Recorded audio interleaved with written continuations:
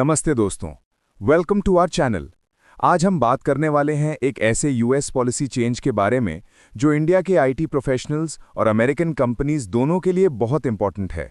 जी हां, Donald Trump ने announce किया है एक नया $100,000 एनुअल फी हर H1B वीज़ा पर। आखिर H1B वीज़ा है क्या? इंडिया क्यों डिपेंड करता है इस पर, और इस नए रूल से किस किस पर क्या इम्पैक्ट होगा? चलिए स्टेप बाय स्टेप समझते हैं। H1B वीज़ा क्या है? H1B वीज़ा एक नॉन इमिग्रेंट वर्क परमिट है जो यूएस कंपनीज को अलाउ करता है कि वो फॉरेन स्किल्ड प्रोफेशनल्स को हायर कर सकें। ये mainly IT, engineering, finance, health care और साइंस सेक्टर्स में यूज होता है।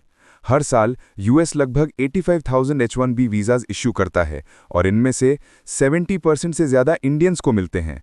वीज़ा इनिशियली 3 साल के लिए होता है और फिर 3 साल एक्सटेंड किया जा सकता है, यानी मैक्सिमम 6 ईयर्स तक आप यूएस में काम कर सकते हैं। ट्रंप का नया रूल सितंबर 21, 2025 से एम्प्लॉयर्स को हर H1B एम्प्लॉय के लिए $100,000 पर ईयर पे करना होगा। पहले कॉस्ट लगभग 1,50,000 से 6 लाख रुपीस तक थी, लेकिन अब ये बढ़कर 80 लाख रुपीस से भी ज़्यादा हो गई है। और सबसे इम्पॉर्टेंट बात, ये फी सिर्फ नए एप्लीकेशंस पर नहीं बल्कि रिन्यूअल्स पर भी लागू होगी। अगर थोड़ा हिस्ट्री देखते हैं तो 2017 से 2020 के बीच ट्रंप ने H1B प्रोसेस को काफ़ी सख्त किया था। प्रीमियम प्रोसेसिंग डिले हुई थी, ऑडिट्स बढ़ गए थे और अप्रूवल रेट्स भी गिर गए थे। लेकिन इतनी बड़ी फी हाइक पहली बार हुई है। यूएस पॉलिटिक्स में अक्सर यह आर्ग्यूमेंट होता है, फॉरेन वर्कर्स जॉब्स ले रहे हैं, और ट्रंप ने इस आर्ग्यूमेंट को अब प्रैक्टिकली लागू कर दिया है।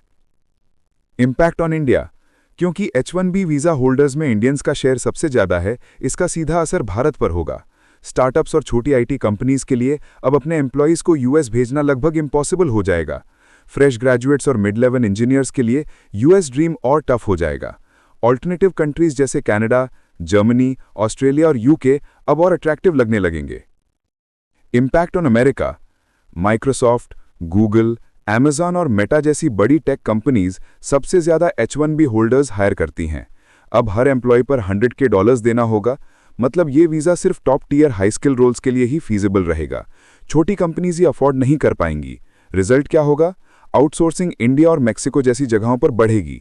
इनोवेशन और डाइवर्सिटी पर भी बड़ा इम्पैक्ट पड़ सकता है।